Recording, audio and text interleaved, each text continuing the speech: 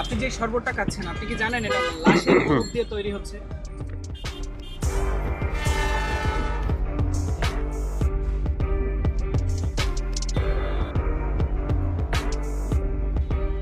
তীব্র গরমে হাঁসফাঁস করছে শহর, আর ঠিক তখনই ফুটপাতে পাওয়া যাচ্ছে এক গ্লাস শরবত মাত্র 10 টাকায়।